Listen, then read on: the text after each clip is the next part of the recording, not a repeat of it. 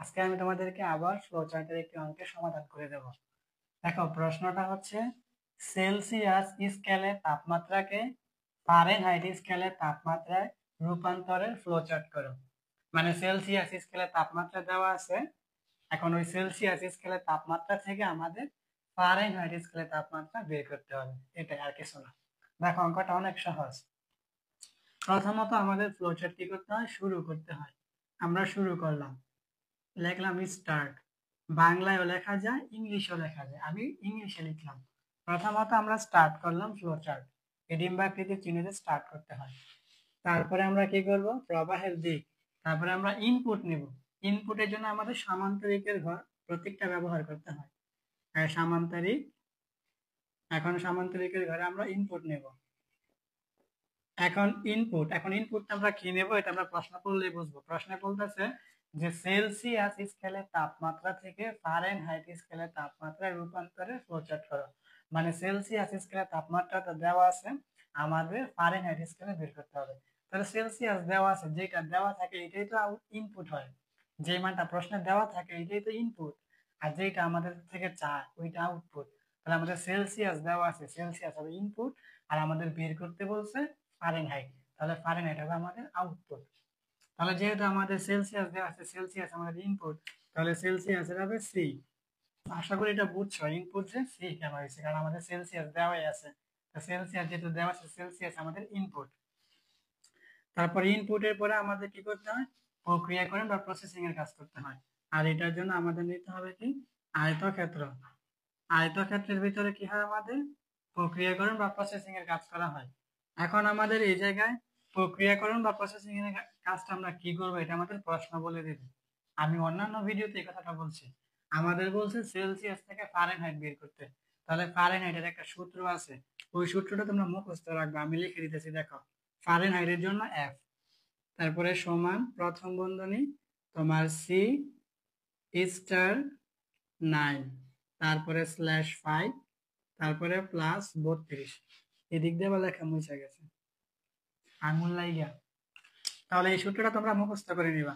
Fahrenheit মানে কি F. এখন আমরা ফারেনহাইটের সূত্রটা মুখস্থ রাখবা, না হলে কিন্তু অঙ্ক ভুল হবে। কারণ তুমি যদি সূত্রই ভুল লেখো তাহলে মানও ভুল আসবে, আর মান ভুল আসলে অঙ্কও ভুল। তাহলে ফারেনহাইটের সূত্রটা কি, সি স্টার 9/5 +32, এটা হচ্ছে সূত্র। আর এটা তুমি মুখস্থ করে নিবে। এখন তুমি বলতে পারো যে কিভাবে ফারেনহাইট হবে, আমি কিভাবে বুঝবো প্রক্রিয়াকরণে ফারেনহাইট হবে। কারণ আমাদের প্রক্রিয়াকরণ কি, আমাদের যেই মানটা চাইছে, আমাদের চাইছে ফারেনহাইট বের করতে, তাহলে অবশ্যই আমাদের প্রক্রিয়াকরণটা ফারেনহাইটে করতে হবে। এখন ফারেনহাইটের সূত্র আছে, ওই সূত্রটা জাস্ট লিখে দিছি। এখন এটা কিন্তু আসল সূত্র ছিল না, আসল সূত্র ছিল এরকম যে ফারেনহাইট সমান ছিল তোমার এরকম, সি গুণ 9, তারপরে ভাগ 5 যোগ 32। এটা কিন্তু ছিল ফারেনহাইটের মূল সূত্র। কিন্তু আমি অন্যান্য ভিডিওতে বলছি, আমাদের এই সি প্রোগ্রামের ক্ষেত্রে কি হয়, সি প্রোগ্রাম এই গুণ চিহ্ন বা এই ভাগ চিহ্ন বুঝে না। ঠিক আছে, এই জন্য আমরা কি করছি, এই জায়গায় প্রথমে একটা সি লিখছি, তারপরে এই জায়গায় গুণ না দিয়ে স্টার দিছি। সি প্রোগ্রামের ক্ষেত্রে গুণ না দিয়ে স্টার দিতে, স্টার দিছি, তারপরে এই 9 দিছি। তারপরে আমাদের সি প্রোগ্রামের ক্ষেত্রে ভাগ চিহ্ন নেই, আমাদের স্ল্যাশ আছে ভাগের পরিবর্তে, এই জন্য আমরা ভাগ না দিয়ে স্ল্যাশ দিছি। তারপরে 5/5 আর যোগ 32। তাহলে আশা করি তোমরা এই সূত্র থেকে কিভাবে এটা হয়েছে এটা বুঝতে পারছো। এটা মনে রাখবা, আমাদের সি প্রোগ্রামের মধ্যে কিন্তু গুণ চিহ্ন নেই, গুণ চিহ্নের পরিবর্তে স্টার, আর ভাগ চিহ্ন নেই, ভাগ চিহ্নের পরিবর্তে slash. A to Z correct লিখতে হবে, একটু ভুল লিখলে অঙ্ক ভুল হবে। ঠিক আছে, আশা করি তোমরা প্রক্রিয়াকরণটা বুঝছো। প্রক্রিয়াকরণের কাজ হয়ে গেলে আমাদের আউটপুট বের হবে। এখন আউটপুটের জন্য কি, সামান্তরিক। সামান্তরিকের মধ্যে কি হবে, আমাদের আউটপুট। এখন আউটপুটটা কি বের হবে বলতো, আমাদের প্রশ্ন চাইছে কি ফারেনহাইট, আমরা ফারেনহাইটের কাছে যে এতক্ষণ করলাম, ঠিক না, সেলসিয়াস থেকে আমরা ফারেনহাইট বের করব। তাহলে এই পর্যন্ত আমরা যে কাজগুলো করলাম এই প্রক্রিয়াকরণের ভিতরে, এটা কিসের, ফারেনহাইটের। তাহলে আমাদের এই প্রক্রিয়াকরণগুলো হয়ে, এই কাজগুলো হয়ে আমাদের এফ এর মানটা আসবে, মানে ফারেনহাইট। তো যখন আমাদের আউটপুট ফারেনহাইট বের হবে, তখন আমাদের কাজ শেষ। আর কাজ শেষ হলে আমাদের এন্ড। ঠিক আছে, আমি প্রথম থেকে একবার বলি, দেখো। প্রথমত জায়গায় শুরু করতে হবে স্টার্ট, তারপরে ইনপুট, ইনপুট এই জায়গায় আমাদের সেলসিয়াসের মান দেওয়া আছে, এই জন্য সি হবে। প্রসেসিং বা প্রক্রিয়াকরণের ভিতরে আমাদের কাজটা করতে হবে। প্রশ্নে যেটা চাইছে, প্রশ্নে চাইছে ফারেনহাইট, এই জন্য আমরা ফারেনহাইটের সূত্রটা লিখছি। এটা কি প্রথম বন্ধনীর ভিতরে 9, আর 9 এর সাথে কি স্টার অবস্থায় সি, তারপরে /5, তারপরে +32। যখন আমাদের প্রক্রিয়াকরণের কাজ শেষ, তখন আমাদের সামান্তরিকের ভিতরে আউটপুট বের হবে এই ফারেনহাইট মানে এফ। যখন ফারেনহাইট বের হবে তখন আমাদের কাজ শেষ। ঠিক আছে, এই ডিম্বাকৃতি দিয়ে শুরু, শেষ। আর এই সামান্তরিক দিয়ে ইনপুট আউটপুট, আর আয়তক্ষেত্রের ভিতরে প্রক্রিয়াকরণ। আজকে আমি তোমাদেরকে ফ্লো চার্টের একটি অঙ্ক করিয়ে দেব। আগে আমরা প্রশ্নটা দেখি। প্রশ্নটা হচ্ছে পাস নাকি ফেল তা জানার জন্য ফ্লো চার্ট করো। অর্থাৎ আমরা যে পরীক্ষা দিই, এই পরীক্ষার মধ্যে পাস নাকি ফেল এটা জানার জন্য ফ্লো চার্ট করো। তাহলে প্রথমত আমরা ফ্লো চার্টটা শুরু করি। ফ্লো চার্টটা শুরু করলাম স্টার্ট। স্টার্ট মানে ফ্লো চার্টটা শুরু করলাম। তারপরে আমাদের ইনপুট নিতে হবে। ইনপুটের জন্য সামান্তরিক, এই ডিম্বাকৃতি দিয়ে শুরু করতে হয়, আর সামান্তরিক দিয়ে ইনপুট নিতে হয়। এখন ইনপুটের মধ্যে আমরা কি লিখবো? দেখো ইনপুট। এখন ইনপুটটা আমরা কি লিখবো? দেখো আমরা যে পরীক্ষার মধ্যে পাস করছি নাকি ফেল করছি এটাকে আমরা কি বলি? নাম্বার বলি বা মার্কস বলি। আমরা বলি না যে বন্ধু তুই পরীক্ষার মধ্যে কত মার্কস পাইছ, বা তুই পরীক্ষার মধ্যে কত নাম্বার পাইছ, ঠিক না? এরকম। তাহলে আমরা এই জায়গায় নাম্বারও নিতে পারি বা মার্কসও নিতে পারি। আমি মার্কস লিখলাম, MARKS, মার্কস। ঠিক আছে, তাহলে এখন আমরা প্রথমত স্টার্ট শুরু করলাম, তারপরে ইনপুট মার্কস নিলাম, মানে আমরা পরীক্ষার মধ্যে কত মার্কস পাইছি। এখন যখন আমরা ইনপুট নেব, ইনপুট নেওয়া হলে আমাদের কিন্তু এই জায়গায় এখন সিদ্ধান্ত নিতে হবে। মনে রাখবো আমরা যে পরীক্ষার মধ্যে পাস বা ফেল করি, যদি আমরা 33 পাই বা 33-এর বেশি পাই তাহলে আমরা পাস করি। আর যদি আমরা 33ও পাই না, 33-এর বেশিও পাই না, তাহলে 33-এ কম পাই, 33-এ কম পাইলে কিন্তু আমরা ফেল করি। তাহলে এই যে 33-এর বেশি বা সমান পাইলে পাস আর কম পাইলে ফেল, এরকম যখন তুলনা বুঝাইবে তখন অবশ্যই আমাদের সিদ্ধান্ত নিতে হবে। আর সিদ্ধান্তের প্রতীকটা হচ্ছে আমাদের ফ্লোচার্টের মধ্যে রম্বস। এখন আমরা রম্বসটা আঁকি।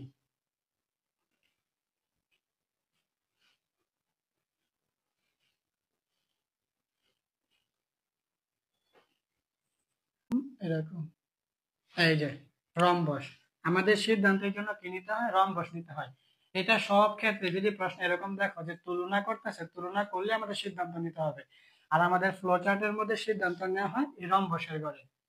ঠিক আছে, এখন আমরা শর্তটা লিখি যে ইজ,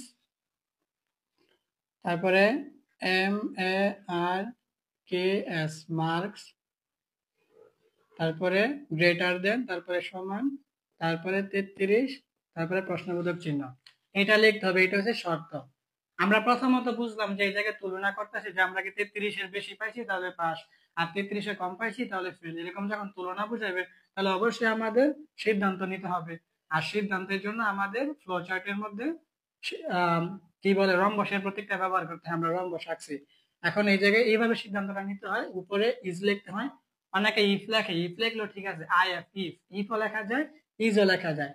তারপরে প্রথম বন্ধনীর ভিতরে আমি কি লিখলাম যে মার্কস, এই যে এটা হচ্ছে গ্রেটার দেন চিহ্ন, মার্কস গ্রেটার দেন 33। আবার দেখো এই জায়গায় সমান আছে, এর মানে মার্কস গ্রেটার দেন অথবা সমান 33 প্রশ্নবোধক চিহ্ন। এর মানে বুঝাইতেছে যে এই নাম্বারটা কি 33-এর চেয়ে বেশি বা 33-এর সমান, এটা প্রশ্ন করতেছে। যে এই মার্কস মানে নাম্বারটা কি, এই গ্রেটার দেন মানে কি বেশি, মানে 33-এর থেকে কি বেশি, বা এই জায়গায় আছে সমান, 33-এর কি সমান, এরকম। তাহলে যদি 33-এর চেয়ে বেশি হয় বা 33-এর সমান হয় তাহলে কি পাস, আর যদি 33-এর সমান বা 33-এর বেশি না হয় তাহলে কি ফেল। এটা এইভাবে করবা।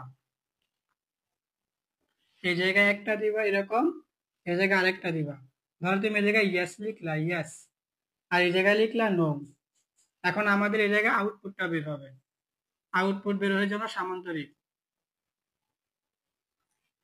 এই জায়গায় একটা আউটপুট বের হবে, আউটপুটের জন্য সামান্তরিক। এখন আমরা লিখি আউটপুট, এই জায়গায় আউটপুট। এখন খেয়াল করো, এখন এই যে আমি এই জায়গায় ইয়েস লিখছি আর এই জায়গায় নো লিখছি। আমাদের শর্তের ক্ষেত্রে এই দুইটা জিনিস লিখতে হয়, ইয়েস আর নো। এখন আমি দেখো একটু খেয়াল করো, যখন আমি বলতেছি যে এই মার্কসটা কি 33-এর সমান বা 33-এর বেশি, তাহলে আমি বলতেছি ইয়েস, ইয়েস মানে কি হ্যাঁ, মানে আমি বলতেছি যে এই নাম্বারটা কি 33-এর সমান বা বেশি, হ্যাঁ, যদি হ্যাঁ হয় তাহলে পাস, তাহলে আউটপুট পাস, বুঝছো? আবার আমি বলতেছি যে এই নাম্বারটা কি 33-এর সমান বা 33-এর থেকে বেশি, তাহলে নো, নো মানে কি না, যদি না হয় তাহলে ফেল, তাহলে আউটপুট ফেল।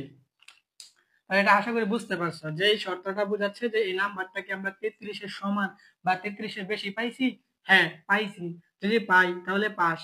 আর আমরা কি নাম্বারটা 33-এর সমান বা বেশি পাইছি, নো, না পাই নাই, যদি না পাই তাহলে আমরা কম পাইছি, তাহলে কম পাইলে কি ফেল। এখন তোমরা এই জায়গায় আউটপুট না লিখে প্রিন্ট লিখতে পারো যে প্রিন্ট পাস, আমি আউটপুট পাস লিখলাম, সমস্যা নেই, একই। বা এই জায়গায় প্রিন্ট ফেল বা আউটপুট ফেল, একই। তাহলে আমাদের আউটপুট বের হয়ে গেছে। এখন আমাদের সংযোগ করতে হবে, আর সংযোগের জন্য আমাদের ফ্লো চার্টের মধ্যে কি ব্যবহার করা হয়, বৃত্ত ব্যবহার করা হয়। এখন আমরা সংযোগ করব।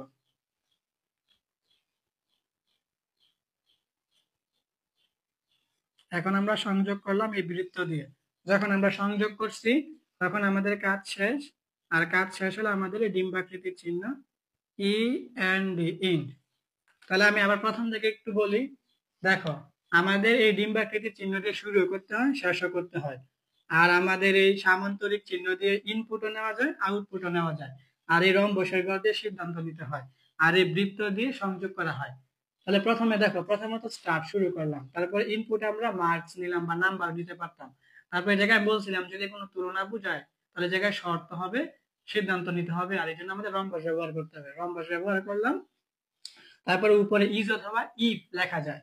তারপরে আমি শর্তটা দিলাম যে মার্কসটা কি এই 33-এর থেকে বেশি, আছে মার্কস গ্রেটার দেন অথবা সমান 33 প্রশ্নবোধক চিহ্ন। নাম্বারটা কি আমাদের 33-এর থেকে বেশি বা সমান, হ্যাঁ, মানে আমি নাম্বারটা 33-এর সমান বা বেশি পাইছি, তাহলে আউটপুট পাস, আমি পাস করছি। আবার নাম্বারটাকে 33-এর সমান বা বেশি, না, এই যে নো মানে না, মানে আমি 33ও পাই নাই, 33-এর বেশিও পাই নাই, তাহলে 33-এর কম পাইছি, আর কম পাইলে কি ফেল, তাহলে আউটপুট ফেল। তাহলে আমাদের আউটপুট বের হয়ে গেছে। যখন আউটপুট বের হয়েছে তখন আমাদের এই দুইটা একসাথে করতে হবে, আর একসাথে করার জন্য আমাদের বৃত্ত ব্যবহার করা হয়। এই জন্য আমরা এরকম প্রতীক, প্রবাহের প্রতীকটা টান দিছি, দিয়ে আমরা বৃত্ত দিলাম, বৃত্ত দিয়ে সংযোগ করছি, সংযোগ করে শেষ করে দিলাম। আজকের ভিডিওটি হলো একাদশ দ্বাদশ শ্রেণীতে তথ্য বিষয় পঞ্চম অধ্যায় প্রোগ্রামিং ভাষা। আজকে আমি তোমাদেরকে ফ্লো চার্টের একটি অঙ্ক করিয়ে দেব। দেখো, ফ্লো চার্টের প্রশ্নটা হচ্ছে ত্রিভুজের ক্ষেত্রফল নির্ণয় ফ্লো চার্ট করো। ত্রিভুজের ক্ষেত্রফল নির্ণয় ফ্লো চার্ট করতে হবে। তাহলে আমরা প্রথমত যে কাজগুলো, এই কাজগুলো আগে করি। প্রথমত ফ্লো চার্ট শুরু করি। শুরু করতে হয় কি এই ডিম্বাকৃতির চিহ্ন দিয়ে। এখন আমরা এই জায়গায় শুরু লিখতে পারি বা স্টার্টও লিখতে পারি, বাংলায় শুরু বা ইংলিশে স্টার্ট, দুটোটাই সঠিক। বাংলায় লিখলো ঠিক আছে, ইংরেজিতে লিখলো ঠিক আছে। এখন আমাদের শুরুর পরে কি করতে হয়, ইনপুট নিতে হয়। এখন আমরা ইনপুট নিব, তাহলে ইনপুটের জন্য কোন ঘর ব্যবহার করা হয় বলতো? আশা করি তোমরা সবাই জানো, সামান্তরিক। ইনপুটের জন্য সামান্তরিকের ঘরটা ব্যবহার করা হয়, ঠিক আছে। এই যে আমরা প্রথমত শুরু করলাম, তারপরে ইনপুট নেব। এখন ইনপুট কি নেব এই জায়গায়, এটা এটা জানতে হলে আমাদের সূত্রটা জানতে হবে। ত্রিভুজের ক্ষেত্রফলের সূত্রটা কি এটা আমাদের জানতে হবে। তাহলে দেখো, ত্রিভুজের ক্ষেত্রফলের সূত্রটা লিখি। ত্রিভুজের ক্ষেত্রফল, ত্রিভুজের ক্ষেত্রফলের সূত্র হচ্ছে হাফ ইন্টু ভূমি গুণ উচ্চতা, ঠিক আছে। এই যে এটা ত্রিভুজে আমরা এখন ইনপুটের ঘরে কি নিব মানটা, এটা আমাদের জানতে হলে আমাদের কি করতে হবে, এই ত্রিভুজের ক্ষেত্রফলের সূত্রটা দেখতে হবে, এই জায়গায় আমাদের মান নিতে হবে। তাহলে ত্রিভুজের ক্ষেত্রফলের সূত্রটা কি, হাফ ইন্টু ভূমি গুণ উচ্চতা, ঠিক আছে। তাহলে দেখো, এটা যদি আমরা কাজ করি, এই ভূমি গুণ উচ্চতার সাথে যদি আমরা হাফ গুণ করি তাহলে কি হবে জানো, এরকম হবে, এই উপরে ভূমি চলে যাবে, ভূমি গুণ উচ্চতা, আর এই দুইটা নিচে এসে পড়বে, ঠিক আছে। এটা গুণ করছি, এই যে এই ভূমি গুণ উচ্চতার সাথে যদি আমি হাফ গুণ করি তাহলে আমার এটা ফল আসে কি, ভূমি গুণ উচ্চতা ভাগ 2, এরকম হয়। এখন আমাদের ভূমি আর উচ্চতা মান নিতে হবে, ইনপুট নিতে হবে। ঠিক আছে, এখন আমরা কি করব, ইনপুট লিখি।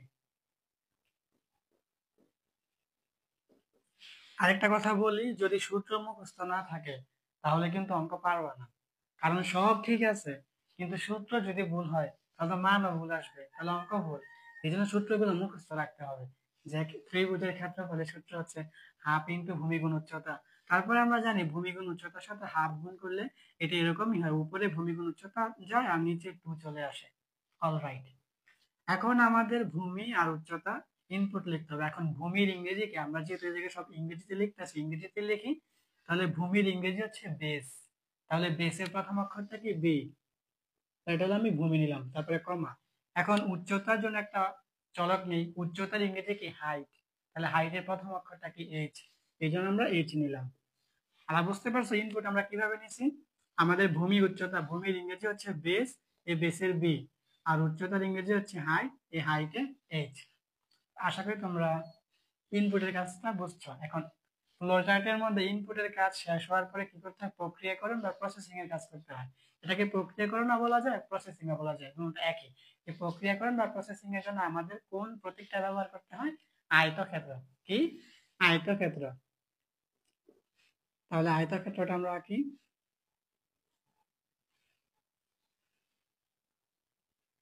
এই যে আয়তক্ষেত্র। এখন আয়তক্ষেত্রের ভিতরে আমরা কি করব, প্রক্রিয়াকরণ বা প্রসেসিং এর কাজ করব। তাহলে ক্ষেত্রফল, ত্রিভুজের ক্ষেত্রফল, তাহলে ক্ষেত্রফলের ইংরেজি কি? আমরা সব ইংরেজিতে লিখতেছি, একটা বাংলা লিখলে হবে, সুন্দর দেখা যায়, সব ইংরেজিতে লিখবো। তাহলে এই ক্ষেত্রফলের ইংরেজি হচ্ছে এরিয়া। এরিয়া সমান।